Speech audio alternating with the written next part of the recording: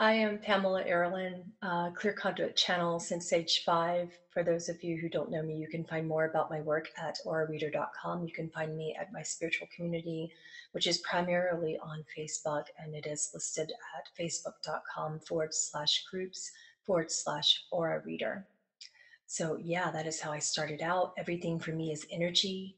That's why I still kept the website from 19 and a half years ago of aurareader.com, because I love energy work and everything is energy to me. Channeling came from there. Where do I want to get started with him? My goodness, he is such a profound being. I've had so many profound life changing experiences since operating, with him. I don't even really know where to begin. Basically speaking, with him, he came to me quietly and just stared at me for 3 entire hours. And that actually works well with me. I didn't know what to make of it at first when I initially met Sri Ramana Maharshi. Um, And then I found out later that that was his primary teaching, was through silence. And he said, I have many things to say to you, but only in this way at first. And I thought, well, I really enjoy words, so I'm not sure how we're going to communicate. So he would show up in my dream time, and I had the most beautiful calm sleep. For those of you who know me more personally and follow my work, I'm a pretty prolific insomniac. Most of the beings that I speak with wake me up all night long, and sleep is just non existent. Well, with this one, instead, he chose to keep me asleep, and all of his teachings for the first 2.5 weeks or so came through my sleep time. And I have slept better than I ever have in my entire life. And I'm so much more rested, and I learned the power of silence very quickly. Um, there was a lot that came through, but the most profound thing that came through for me was, teachings on enlightenment. And I wanted to talk to you about that because so many people ask me questions about what he thought of enlightenment. What is it? How can we attain it? What about the other teachings of many gurus, many yogis that teach various ways to it? He explained to me that it is not something to attain, that it is self-realization is something that already is, has been, and will be. Um, and if you view it as something that is from up here, versus something that is within, then it will not be anything that you feel, in this incarnation. So, in regards to that question, there has been a lot of discussion in the communities around me about enlightenment and appropriate behavior. Should you fast? Should you meditate towards enlightenment? Is self realization the only way? Sri Ramana Maharshi's primary modality was called self inquiry. We're going to discuss a lot about it because it came up in a lot of your questions from the community for this channeling. And there have been so many questions about it. Who is enlightened? How do you become enlightened? One person asked me, am I enlightened? And um, Ramana Maharshi appeared before me and he said, go ahead, answer it. And I just kind of looked at him and I looked within and I said to him and to the person, I really don't know how to answer that because I don't feel that it is something I have to attain. I don't believe also that it's something that I am aware of one way or the other. I am just in the mode that I'm in. I'm in the state of awareness that I am in, and that is that. I don't call it awareness, or I don't call it enlightenment, excuse me, or lack of enlightenment. So he and I had a profound discussion about that. And, you know, it went deeper, and he wanted me to discuss the various distinctions that can be made between, religion, spirituality, wholeness, oneness, unity, etc., and the action state of religion, the doing state, improving, attaining, accomplishing, the doing state engaging in the action form of spiritual concepts rather, and within the concepts of your behaviors in the realm of the physical, that's not really what matters. He believes that enlightenment is a state of being that is always within you and not something that you have to do. Although he did encourage meditation, for at least 20 minutes, and that if you follow it within the state of self-inquiry, that would be wonderful. And that state could be carried throughout your day, and that it would blend in between all of your actions, because your thoughts would no longer be in existence in the midst of those actions. What else can I say about that? He did also teach me that every conscious activity of the mind and body revolves around the assumption that there is an I who is in action, who is doing something. So in his teachings, he called this the I thought. And all individuality is the manifestation of the I thought. And this includes all the activities of the mind, the ego, the intellect, the memory, perceiving, and making memory of things, processing, responding, and reacting.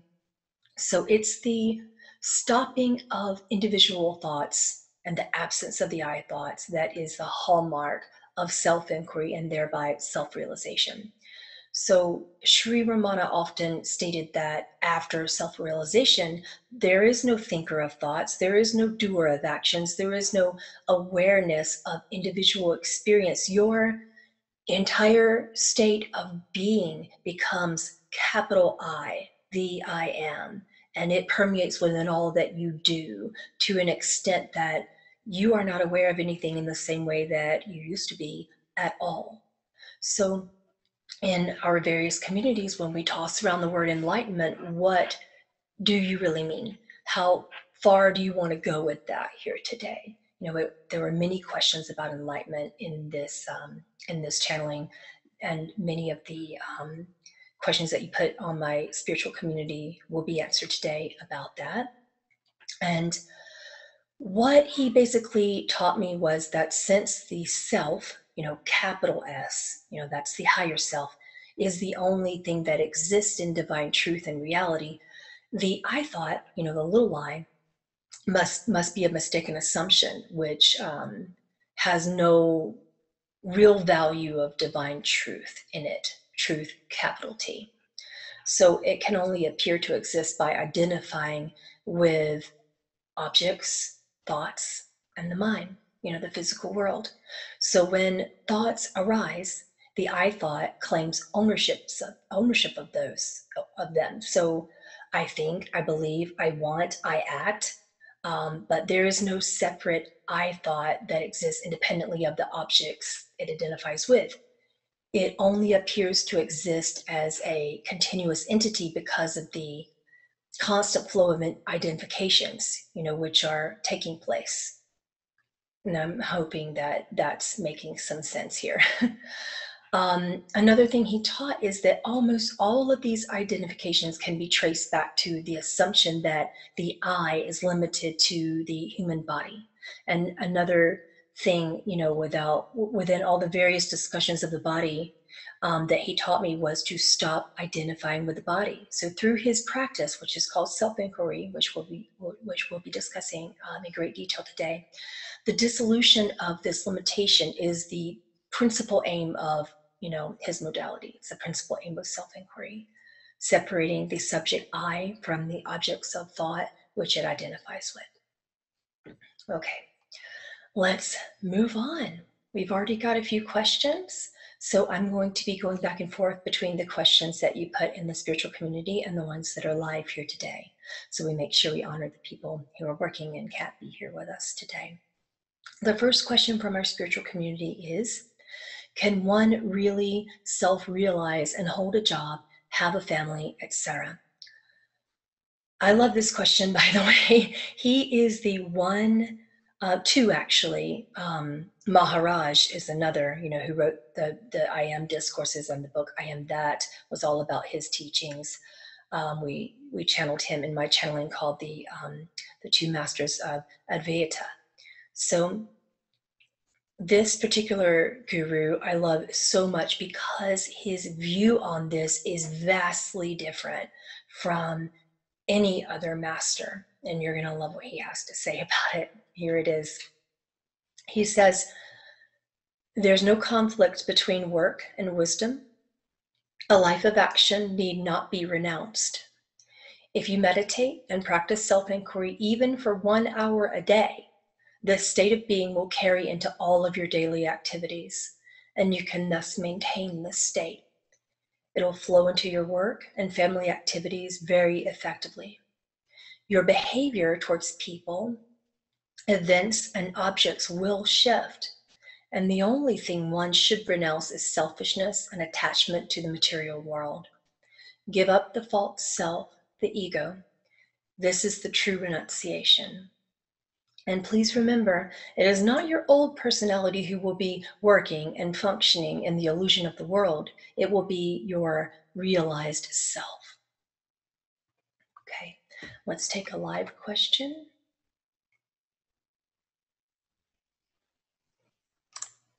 Give me just a second.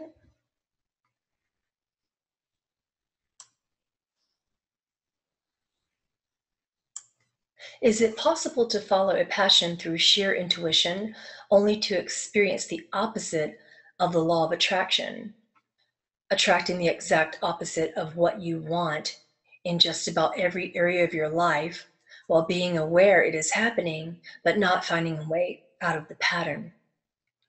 He states, I did not and do not hold a belief that you attract in this manner. Laws of the universe only persist within your belief that you are a body. It is possible to attract through your ego state in your mind that which you do not want. But, give me a second.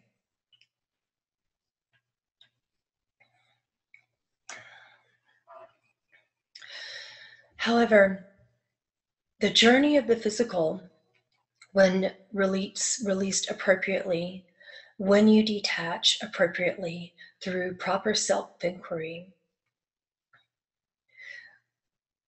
will cause this problem to no longer exist. Intuition is a state of the ego. It is a state from the mind.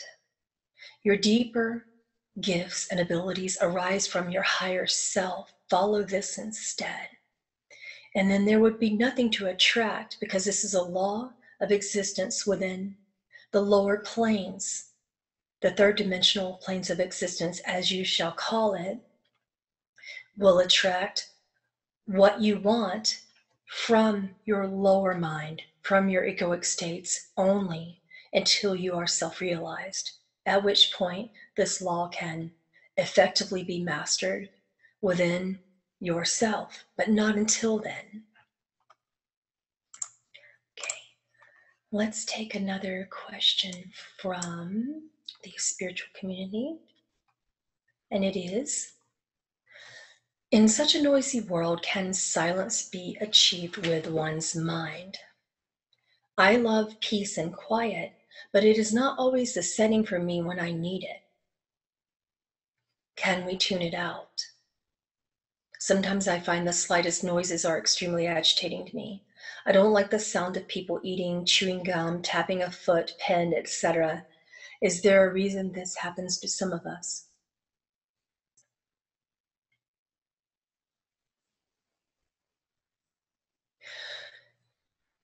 When there is silence in your inner world, you will not even notice your external, because you would not believe it exists.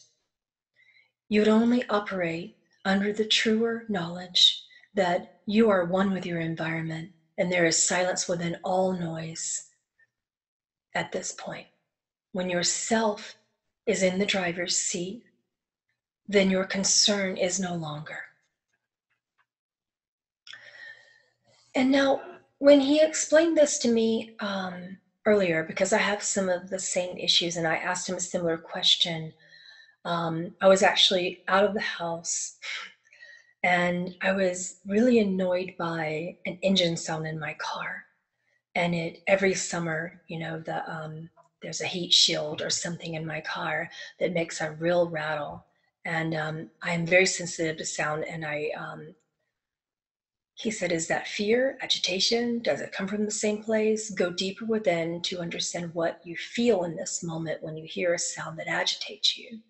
So I did, and I began to go through his process of self-inquiry, which is to ask, who am I? Which I've already done that since age 5. So he said, okay, I am agitated by this sound.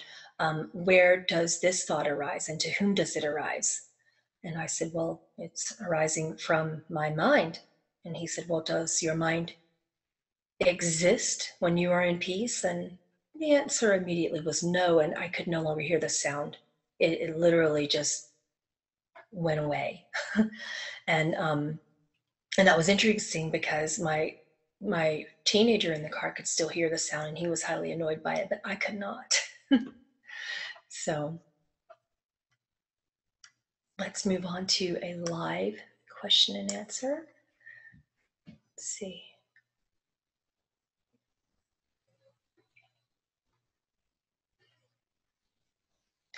I have been led astray by a malicious trickster spirit. I, my family, home, and pets have been attacked. I think I know how to protect us with love and light, but my worry is that I sent friends and family to this group to be healed, and now I am responsible for bringing darkness in their being. What can I do to fix this situation? I take full responsibility for being fooled by an unclean spirit. He states, is it within your perception that you are responsible for something that you do not understand, something that you perceive as evil, something that you perceive as bad?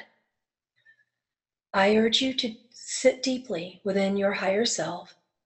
What is the concept? What is your meaning for bad? And how did this meaning arise? And how could you possibly fix something that is not a problem? I urge you to reconsider your definition of problem. We cannot often see things on the surface here in the lower planes of existence. And when we are within these lower planes of existence, it is easy when the mind is in control to perceive something that we do not understand as bad, as evil, as a true problem. I urge you to go deeply within yourselves, within self-inquiry, and I urge you to ask your family, is there something that you are choosing to learn? Is there something that you are choosing to express? Is there also something that you are choosing to misunderstand? You can only be in danger when you perceive that danger exists in this realm. You can only be in danger in your bodies if you perceive that bodies are divinely real. They are not. Let's take another question from the spiritual community.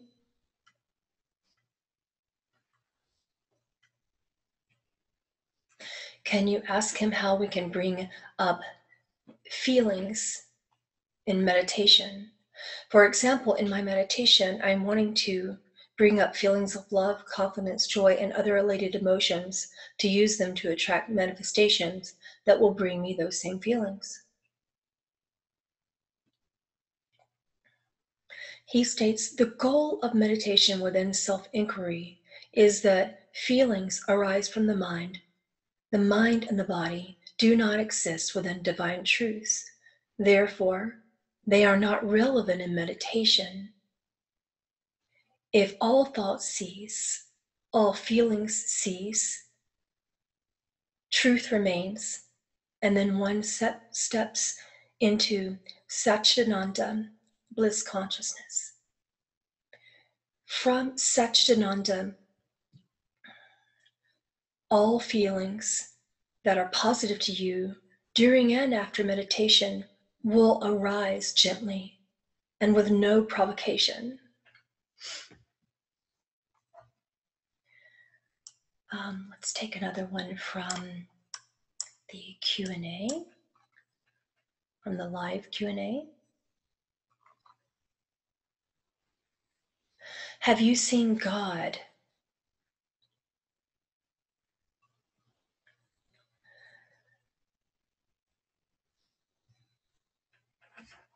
When I sleep, when you sleep, is there a question of God, even in existence? Do you question birth? Do you question death? Do you question if there is or isn't a God? I ask you this because this question assumes that there would be an external notion. God is within.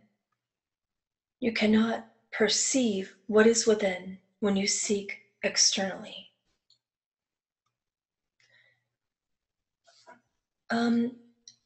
He's telling me something else. Give me a second. He said, when God closes one's eyes and when God opens God's eyes, does God see God? God sees the illusion of his or her body. God sees the illusion of earth when incarnated, because God does not know that God is God in this moment with the obstructions of the egoic state, the mind. Can you see your eyes with your own eyes? No, but you are aware that they are there. Can you see the organs within you? No, but you are aware that they are there. You reflect upon each other that they are there. The deeper knowledge and trust that you are God arises from within. Let's take another question from the spiritual community.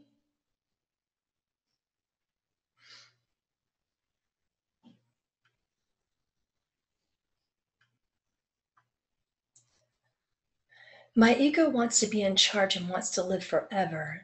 Is this getting in the way of my knowing?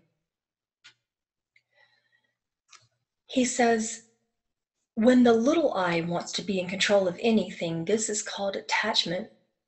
Attachment is an obstacle of the mind which you can overcome. You are already immortal. We all are. Okay, another from a live Q&A. How can we change the way we speak? I want to soften the way I communicate, but struggle to overcome my directness.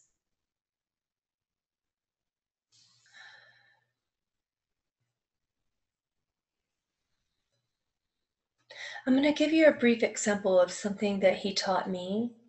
And he's not the only one to teach me this. So when he expressed this teaching with me, it was so that I could change my frequency through anger, agitation, tension-based anxiety, and things that, I struggle with here and there. And also from childhood, I struggle with that. So many other beings, including Yeshua, Archangel Michael, Maharaj taught me the same thing. So it was connection through the divine heart by feeling your sound. In this way, he asked me to put my hand over my chest, directly on my skin, to feel the warmth and try to connect to my heartbeat. He asked me to close my eyes, to try to breathe at the same time as my heartbeat until I could no longer feel my heartbeat, or until it was no longer relevant that I would feel it. So I did that. And then he said, just say, I am, over and over. And if any thoughts arise, just continue your practice of self-inquiry by asking the question, to whom do these thoughts arise? And then the answer is me. And then you would say, who am I? And then you go back to square one with this modality, with your hand literally on your chest. As I practice self-inquiry in this way, what I notice is that my entire voice, you notice how soft it is now as opposed to during other channelings, how low it is now as opposed to during other channelings.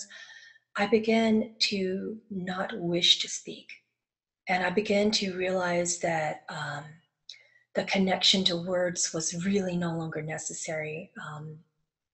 And I could go through my days without really any questions to anyone. Just going through probably the past few weeks of my life, just fasting, meditating. I do my work, obviously, and I have to speak because I do work. But thereafter, I preferred quiet. When people would speak to me, I would speak. But these past couple of weeks, I prefer quiet. When problems would arise, I would say, I don't really want to perceive that as a problem. I want to be quiet. I don't want to have conversations. I want to be quiet. And I lost the fear of perception of, my household or friends or family or loved ones would think that I'm ignoring them. And I just kind of said, I don't wish to perceive any problems right now. So that's what I decided to do. And that frequency of trust and allowance went into a higher state of flow that caused problems to begin to correct themselves.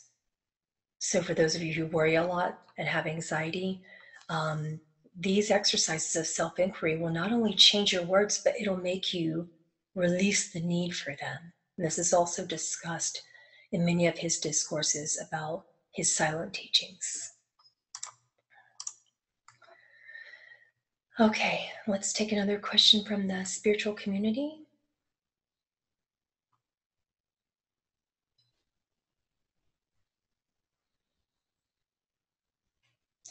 When I invoke the I am within, how can I maintain that vibration and conscious awareness? Why do I have to invoke the I am? Why can't I maintain the I am presence at all times? He said, and you have answered your question. Of course you can maintain your I am presence at all times. Within this presence, there are no questions. There is trust, allowance, and the flow of the true I, the self, your higher self. When thoughts begin to arise, there will be questions. And when there are questions, you are not operating in the state of the I am. Simply delve deeper into your self-inquiry and you can reconnect to your presence.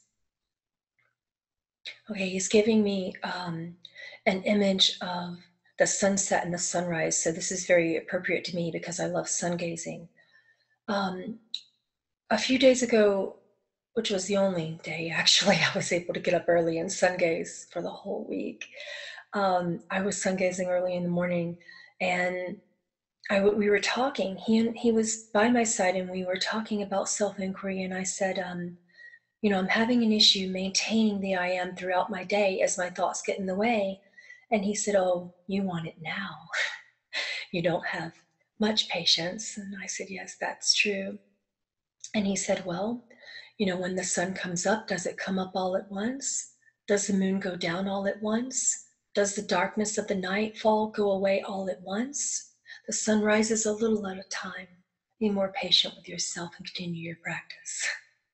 Hopefully that answers your question and also lets you know that you're not the only one who struggles with that.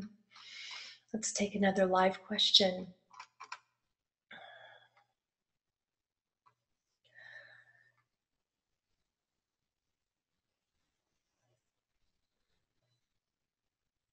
Would you comment on the fact that enlightenment is only another doorway to further growth? He is nodding.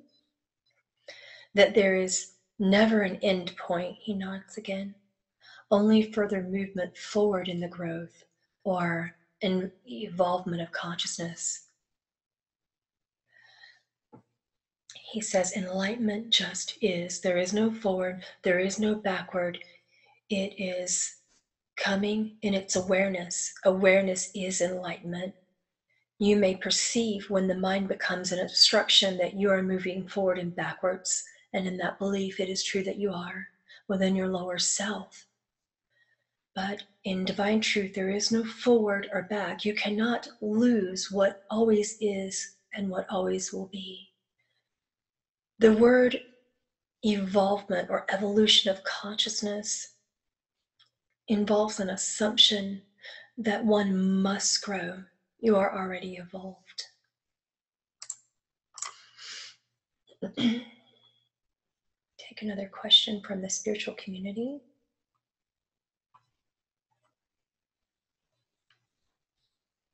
Can you explain the basic principle of your modality self-inquiry? He will do so again quickly, and he states, ask yourself the question, who am I? Do this daily and consistently until this replaces all thoughts. This investigation will lead in its end result to a discovery which is beyond the human mind, and this will solve all perceptions of problems. Next live question.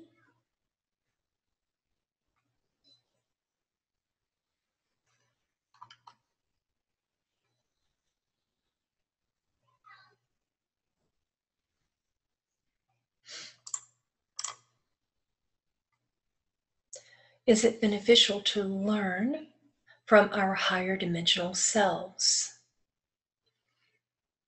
Or does it distract from the silent divinity we already are?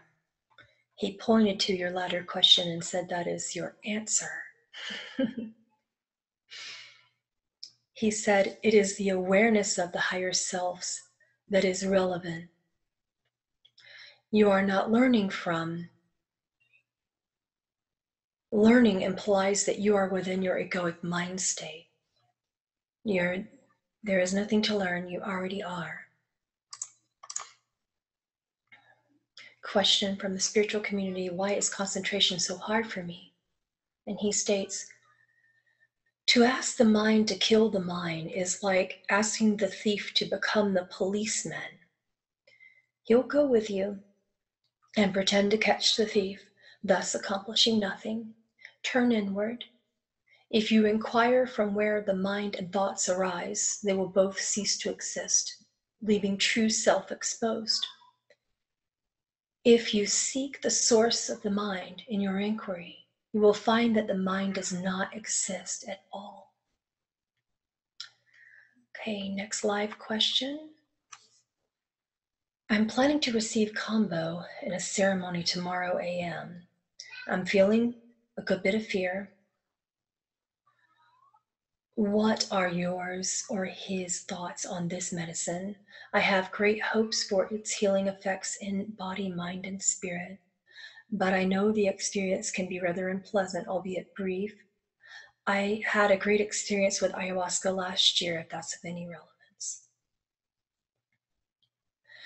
He states you are operating under the assumption that your body and that your mind exist, firstly. Secondly, that they are broken and require a healing or a fixing of such nature.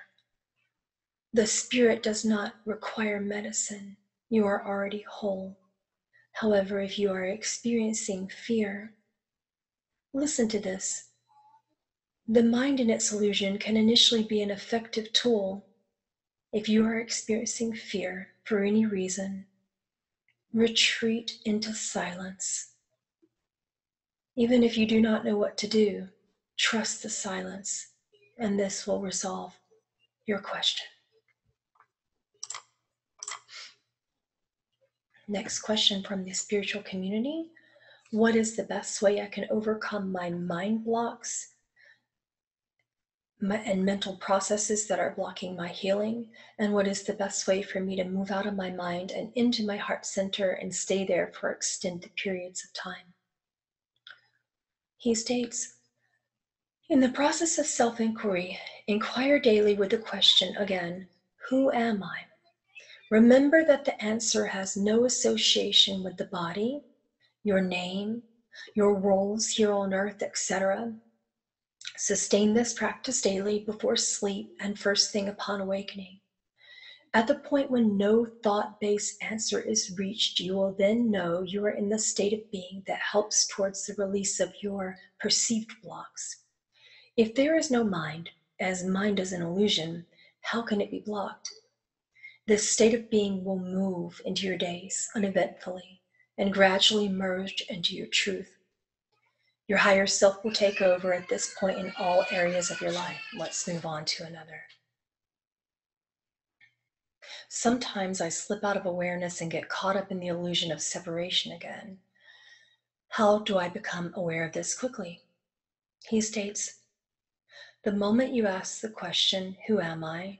If other thoughts are still there, ask yourself another question. To whom do these thoughts arise? Your answer would be me. And then go back to the question, who am I? It's a simple process, but it does require some practice. Okay, let's take another.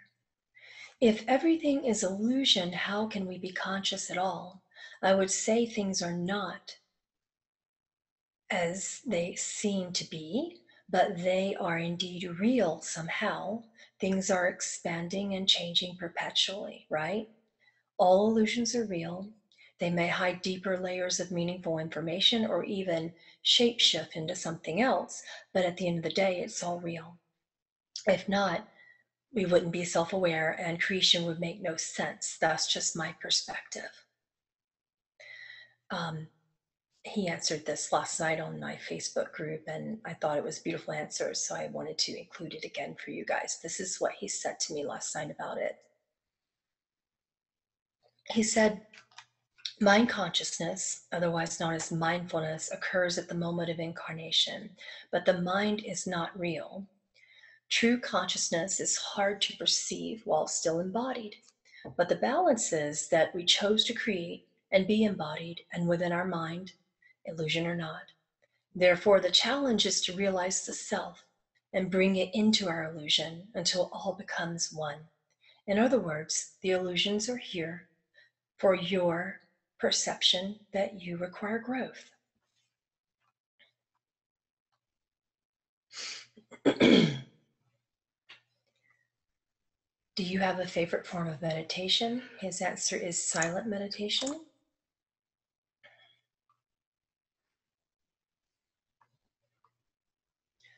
Is the I, if the I is always here and now, why do I not feel it? He answers, who says that you don't feel it? Examine this question. Does the false I say this or the real I? The I, and he lowercases that's a little I. The I, that is the ego, is the obstruction. The feeling that you are not realized is the obstruction to realization.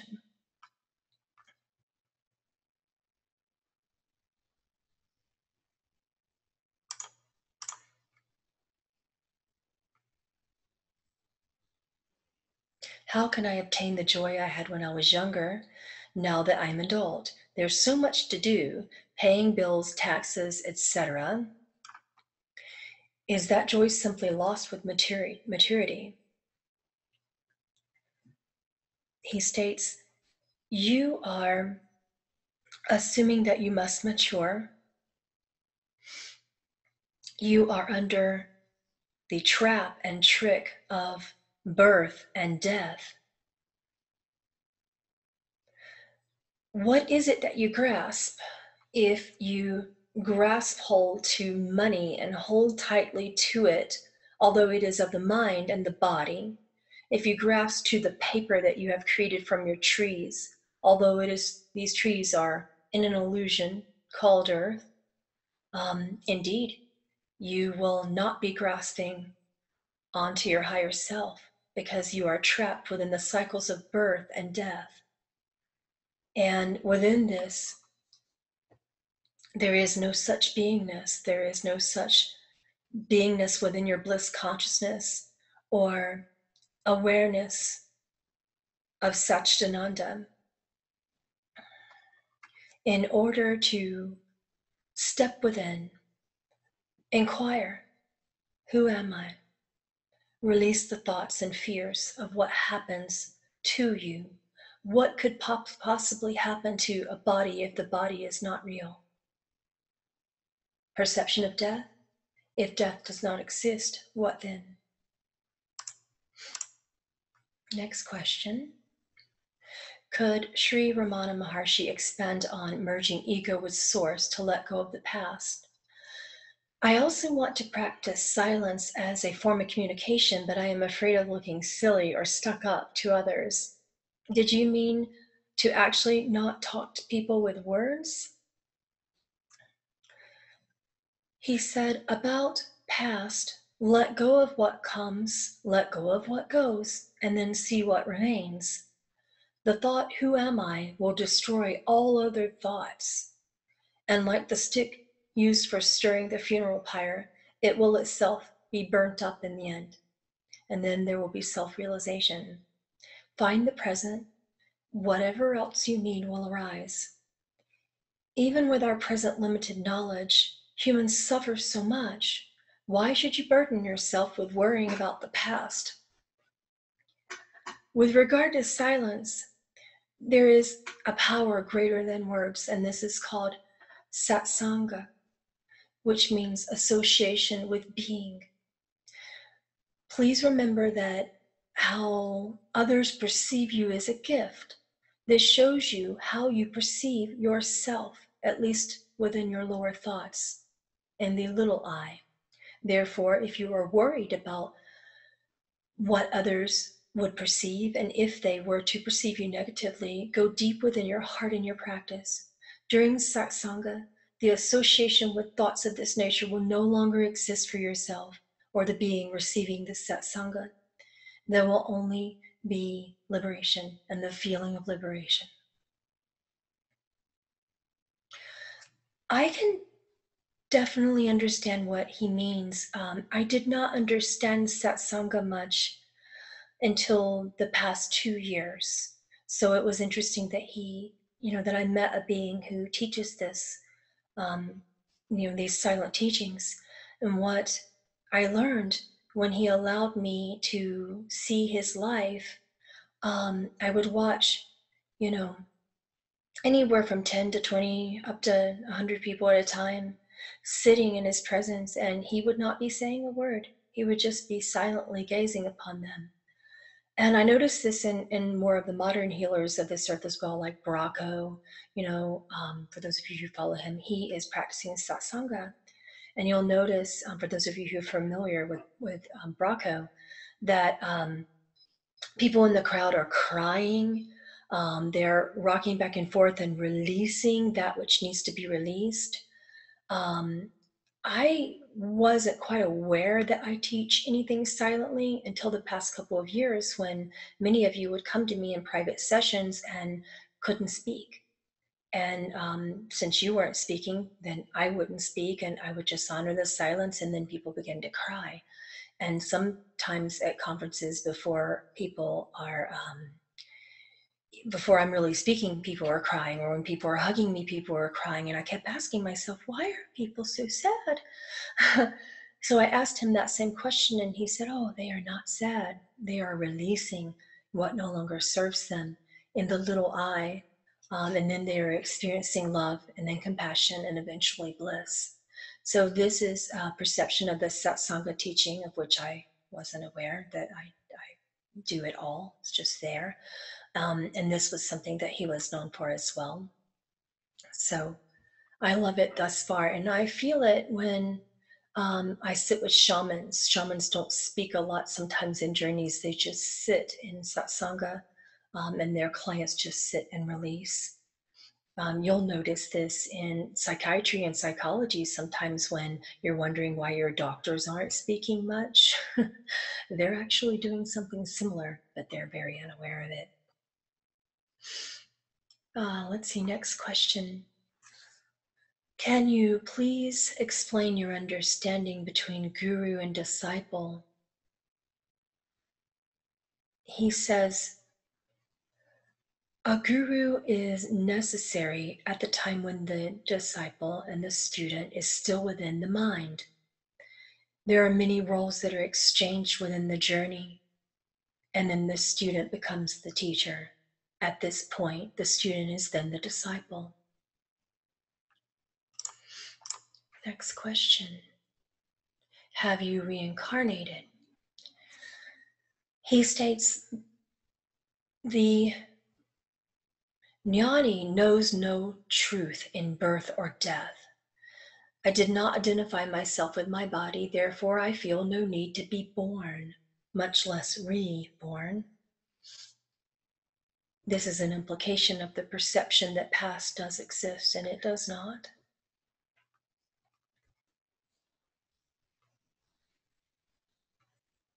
What is love's role in self-inquiry, please?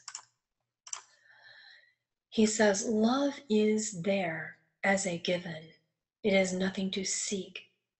It is within you the moment you are realized. It is within you even prior to when you feel you are not.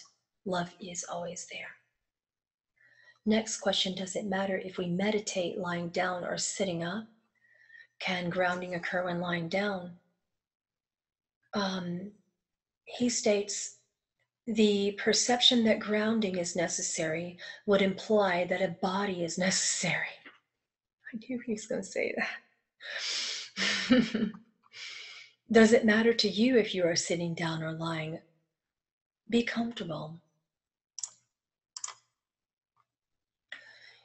He proceeds to explain the connection with breath, and that the connection with breath is the connection to I, the realized I. And if you are lying down or sitting up or connecting to your breath during a yoga practice, that if you are breathing, you are calming your thoughts, which means you are connected with higher self. And as long as you are connecting to higher self and you can breathe and you are aware of your breath, then it does not matter the positioning of your meditation. Next question. How can he explain the concept of time and of reincarnation? How is everything supposedly happening at once? I can't understand this.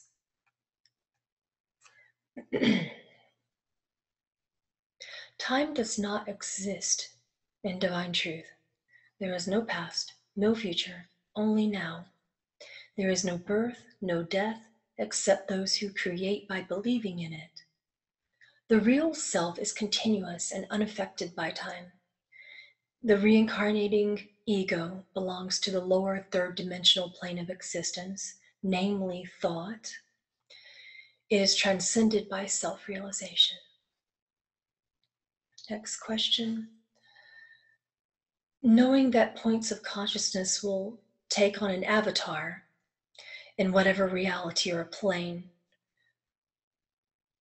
to partake of its offering or choice making to enhance experiential growth, when the body or avatar is released and during the experience achieved, the perception that there is no separation from the larger consciousness, that there is a definition of the knowledge that the consciousness realizes that I am that. I am.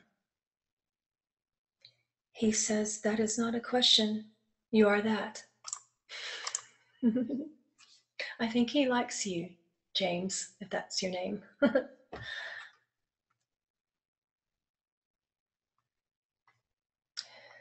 Next question. The place you reside in within the ether, how does it feel like? And how does it look like? What type of soul can transcend and enter into that part of the ether?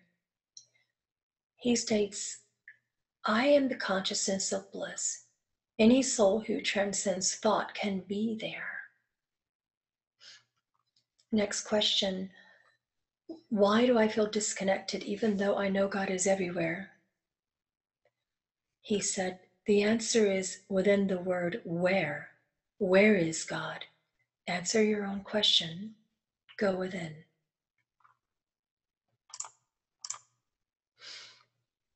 Next question. I would love to hear about his perspective further on enlightenment. Is it still necessary for us today to have a guru on our path to enlightenment or spiritual learning? He answers, if you believe it's necessary, then in that creation it shall be. What do you choose in your belief?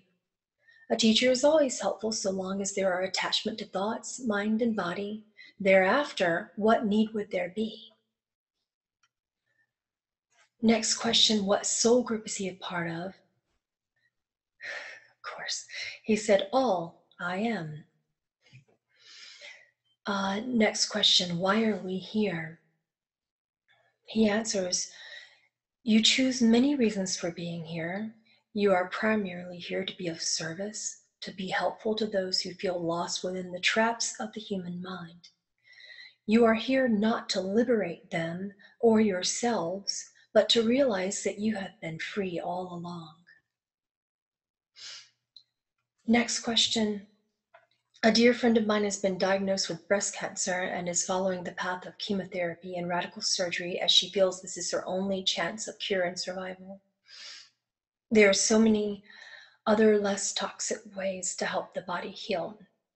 And my question is the path they believe always the best for them? How do I feel at peace about this?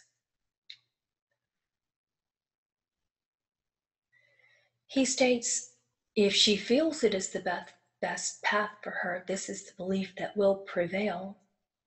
Manage your emotions and reactions and question from whom they arise. Regardless of the obvious attachments to fear that comes thereby, your friend's thoughts will prevail as she is operating within the belief that she is not whole and that there can be sickness and that, as a result, there can be a body. If there can be a body, there can be death. Fear is what causes death, otherwise death would not exist. Let's look at some other questions. What happens to our personal and individual awareness after we die and leave our bodies? He states, if you have been entrapped by the false egoic illusions, you will carry forth those illusions into your awareness when you leave your incarnation. If you have been realized, you realize you were never born to begin with, therefore, how could you have died?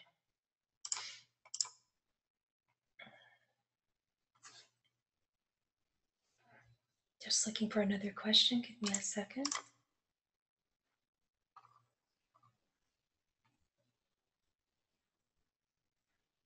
I hear that we are here to learn. I hear that we are here to unlearn. Which is it? And must I cognitively grasp universal laws before I am able to expand my consciousness? He states, go backwards in your questioning. How can you expand what already is? The word cognition is a human word from the traps of the mind illusion. You are caught within a duality-based illusion of your mind. You are not here to learn or unlearn. How can you unlearn what already is?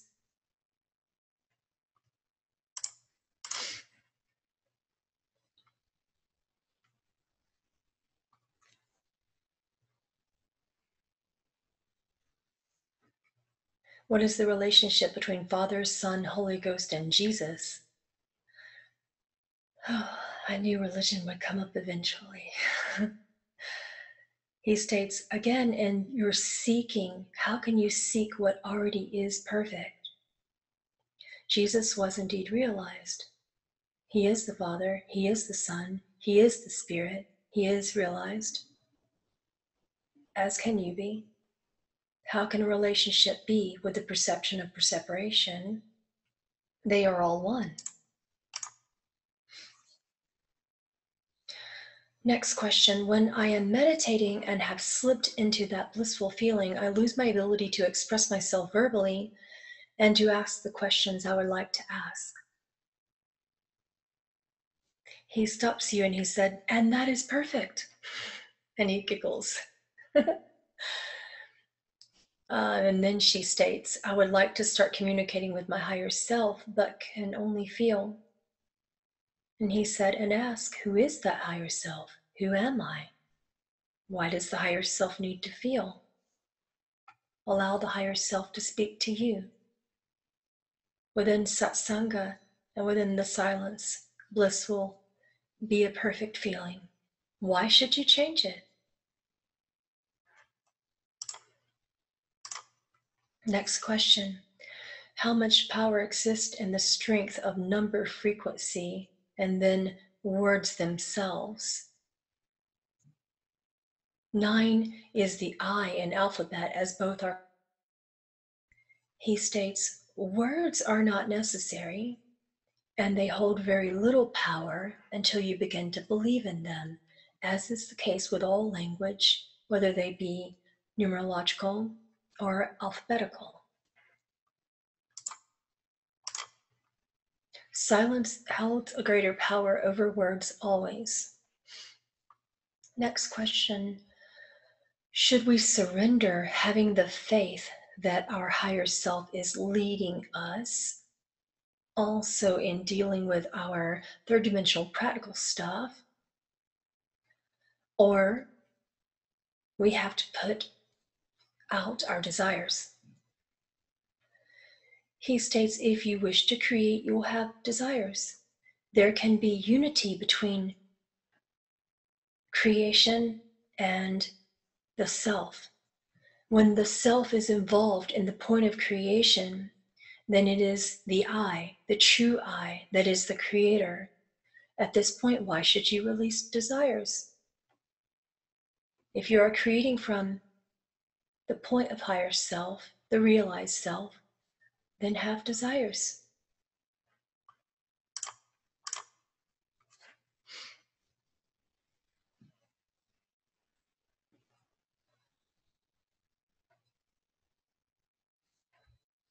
Can you tell us what is word of healing? He says you mean to ask him what is the word of healing. He said, well, of course it is I am. It is a phrase and all the silence that accompanies it.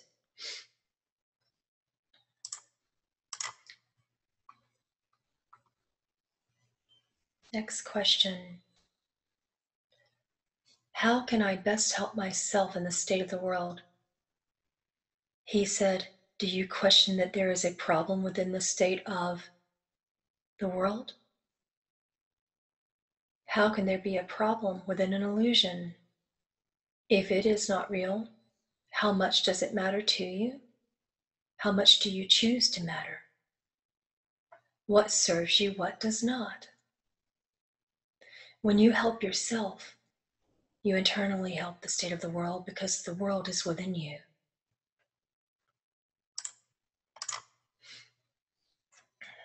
Next question. I struggle with depression. My mind feels clouded and it blurs my vision, so I don't know which direction is forward. How can I see things more clearly and know which direction to take? He said, the question, which direction, assumes that there is a right, a wrong. Be still. Why should there be a direction? Why is this necessary? Stand within stillness. The peace of the stillness will give you your answers.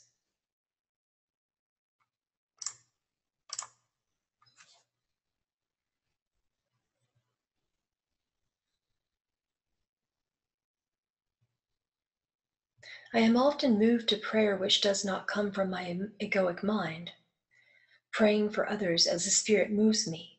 What is the difference between self-inquiry and prayer? He said, prayer is a creation from your intention. If it is combined with the true self, then it is a very powerful combination.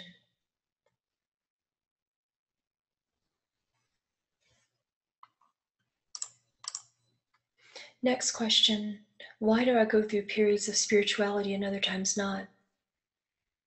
He states, it is indeed easy to cycle between the entrapments of the mind and then to slowly realize oneself, one's true nature. And then the I am is released and the cycles of the mind resume once more. Again, the sun rises and sets slowly. The darkness of the nightfall does not go away all at once, and the sun does not rise all at once. Provide patience for your process.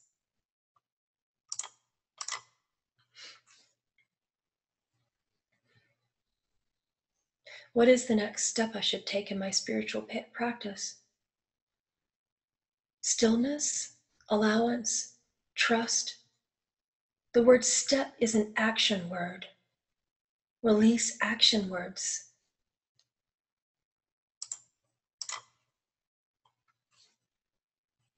Meat versus not eating meat. What are your thoughts? I knew this would come up too. When I asked him this question, he referred me to something that Yeshua stated to me in a channeling, and this is, what goes into your mouth does not defile you. What goes out of your mouth does. And he meant thoughts that turn into words. He further expands and states, food is not always necessary in the path to a greater extent, but if you are feeling selfish within your state of eating, the frequency of gratitude can help with this problem. Selfishness is the only problem that still exists on your planet and in the lower planes of existence. And when you abolish selfishness, then you will understand that there is not a question of one versus the other. Next question, what is God in relation to the higher self? He states God is the higher self. Next question, during an argument, I have been viewed as withdrawn. I go into silence to inquire, and I'm perceived as shutting down. How is this different, or is it?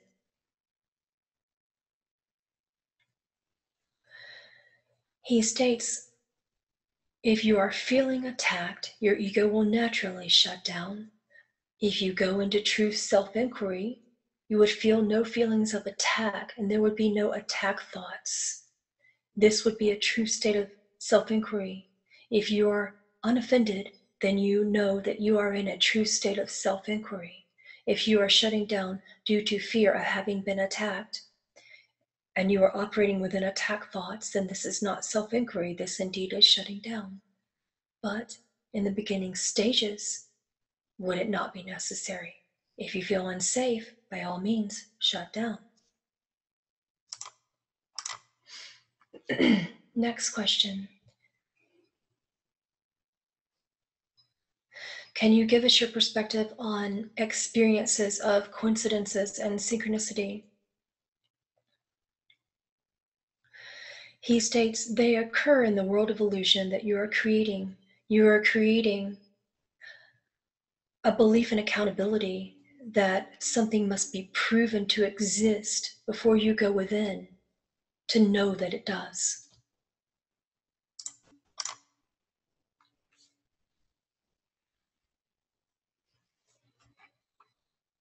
How do I release anger from my body? He states, with the question, who am I? When angry, to whom did these thoughts arise?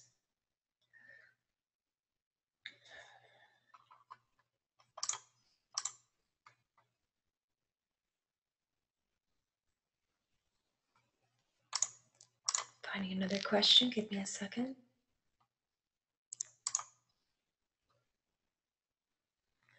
Can you expand on your technique further? How exactly does the thought, who am I, resolve the illusions? He states, you will go within a cycle of mind. Oh, microphone, hang on. Give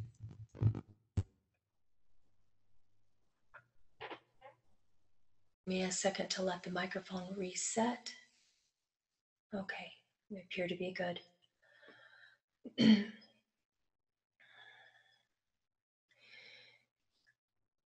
You will cycle within your mind. It is a healthy cycle. During self-realization, when you ask, who am I? Thoughts will occur.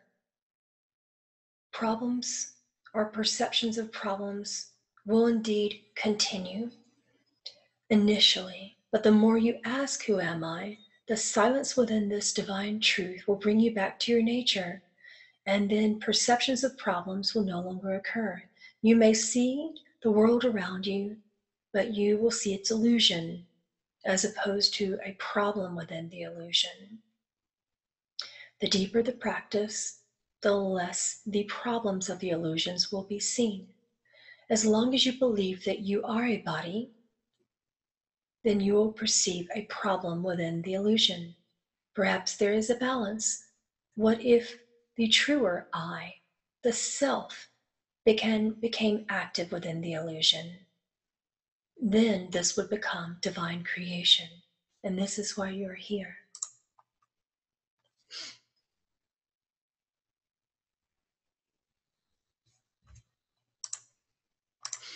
Next question. Did you have a near-death experience in your teens? He nods yes. Yeah, he explained this to me before, that he felt really called to have a journey to a sacred mountain. And he made that journey. And on the way there, was the awakening. Can you tell me more about your human life? He's reminding me of what he showed me about his life there in the ashram. He spent most of his time in silent meditation and his silent teachings. He was very generous. He was very simple. He was a very plain man. Insofar as, money, he basically would not take it. He would take food if offered, and people would cook for him and donate to the ashram.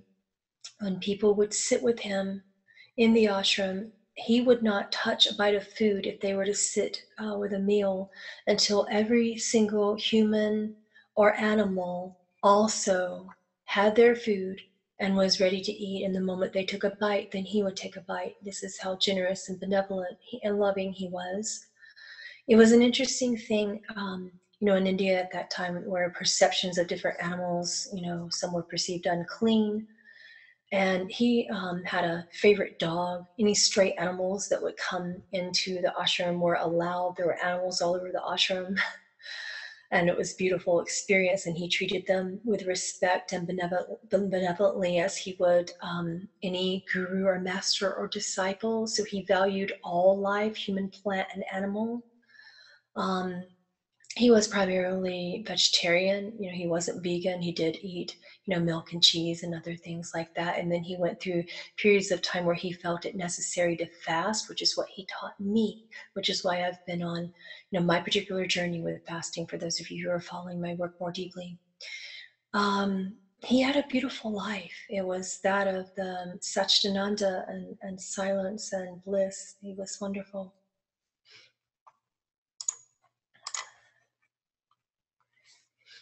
Next question, why do we seem to love some people preferentially on earth? Don't we love everyone the same in the ether? He said, well, of course you do, but within the human egoic illusion, if you do not love yourself, you will always find a preference between that of yourselves and others, or between different beings. As you still perceive separation amongst yourselves, there will be separation in your feelings towards each other.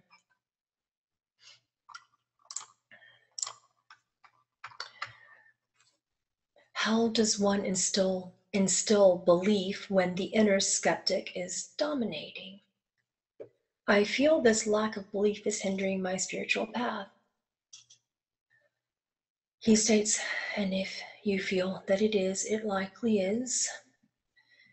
Question your skeptic. Question the thoughts, to whom do they arise? And then it will return you to the question, who am I? Do this, as redundant as it seems. And your answer will come, and silence will prevail. Bliss consciousness will be thereby eventually. For many of you in your awakening, it will be a blaze of fire, and self-inquiry will arise quickly, and you will say, aha, it's here, like magic. The magic of the fire, when it is lit to dry wood, is always there, and it happens fast and instantaneous, beautifully. And for some, it will be as if you are lighting old wood from rain. And for others, it will be slow. Embers of the fireplace are lit slowly, and then you add a log and another and another, and in time you have a roaring fire of self-inquiry. The journey is not easy for some. Simply continue with patience and tolerance and grace towards yourselves. Next question, are we still to do shadow work and clearing of blocks, or is that an old healing paradigm? He states there are many old healing paradigms. The belief that you need to be healed is another paradigm. If you believe that you are not the body, that you are not the mind, then you are ready to release these duality-based concepts and paradigms. If you do not, then you are not ready.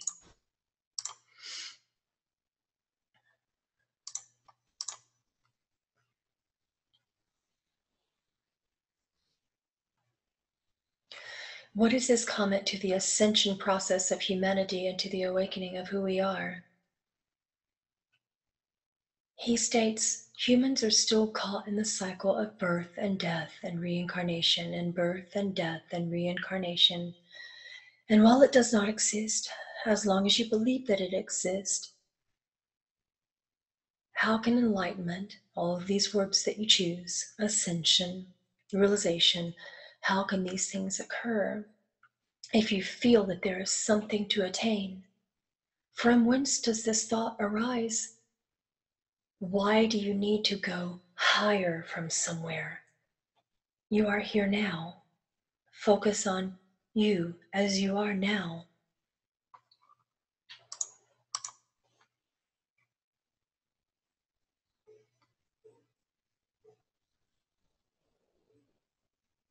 So if there's no learning or unlearning and then remembering, if that's the case, why is it so hard to remember even if we know this?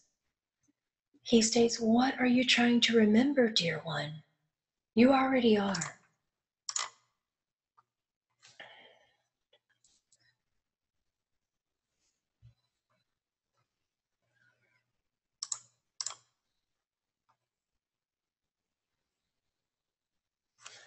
What is God? He states, I am, you are, we are. Next question from the same person, and does it help to meditate to go even beyond the God of this universe? He states, you imply that there are many gods, which is an implication of separation. Simultaneously, as one, we are God of all universes. Universes are creations of illusion. Beyond this is God.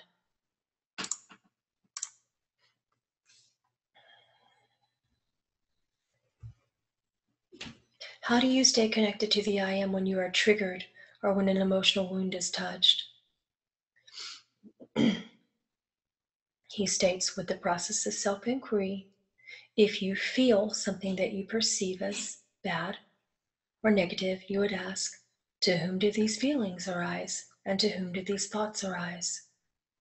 Instantaneously, within a self-realized soul, the feelings, the triggers, the badness as you perceive it will no longer be in existence. For the non-realized, it will take practice and time. Continue the modality of self-inquiry. How can I divinely balance my hormones? He states, through the act of self-love and through the act of self-inquiry, there is a balance that can instantaneously correct what you feel is broken. But going beyond this, why do you feel there is a problem?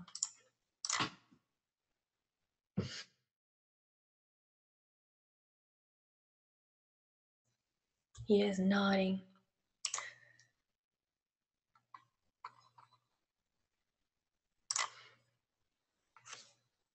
With so many false prophets and fake gurus out there, who are some of the real gurus one can follow? He says, you are the real guru. This is the most divine truth. There are many who've been enlightened in this lifetime, and I will list but a few.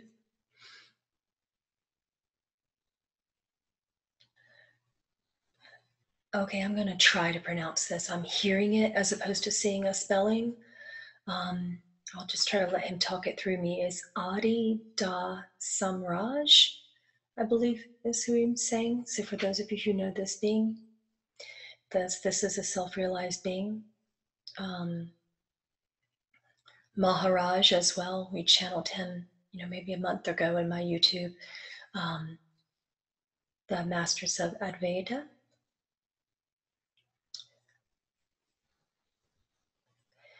He says, I urge you to go deeper within your question as opposed to also simply listing. The goal here on earth is to become your own master. If you start as a student and then as a disciple and then as a master, so be it. If you awaken one day as a master, so be it. You are your main teacher.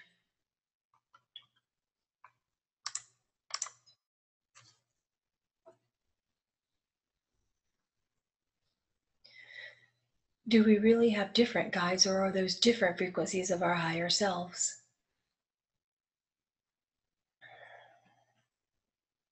He states, for me to answer this question would mean that I would believe in separation.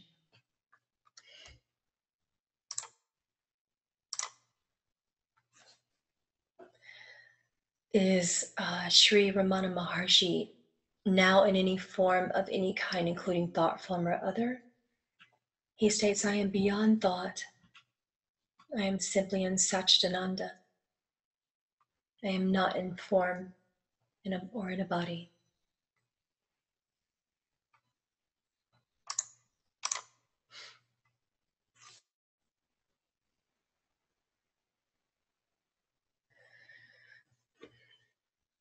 I recently awakened after the passing of my wife, and in recent energy work was told I would have spiritual mastery in 2 to 3 years. Is this possible so soon after awakening? He states, it's possible now. It's possible in 2 days. It's possible in 2 years. Will you believe what you're told? Or will you progress as it feels natural to you?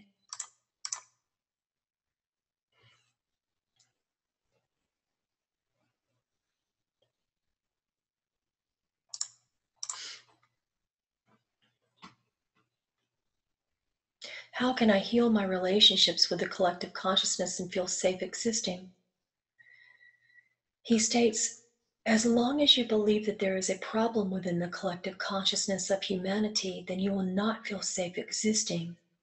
And as long as you do not feel safe in existence, then you believe that your body and your mind is a problem. So I urge you to challenge this. If you do not feel safe within your mind or your body or within the human state of consciousness, why is this so? From where do these thoughts arise? To whom do these thoughts arise? What does the word safe mean to you? And if you were not safe, if you perceive this to be bad, why is it bad? What death? Does death exist? Why are you afraid, dear soul?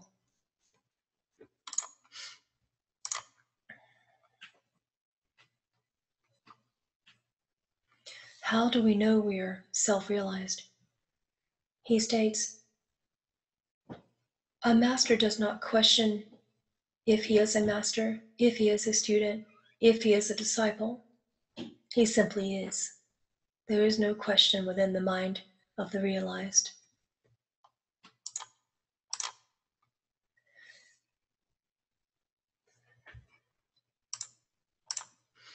Okay, we have actually, for the first time in history of my channelings, answered every single question. So we've been at it for an hour and a half. I really enjoyed it. And I feel the need to be quiet. I don't know about you, but I suggest we all now go into silence and enjoy Satchitananda. Thank you so much for being here. I'm grateful for the reflections and the teachings that you've offered me. And I'm always grateful for the opportunity to teach. I'll let management in here. Namaste.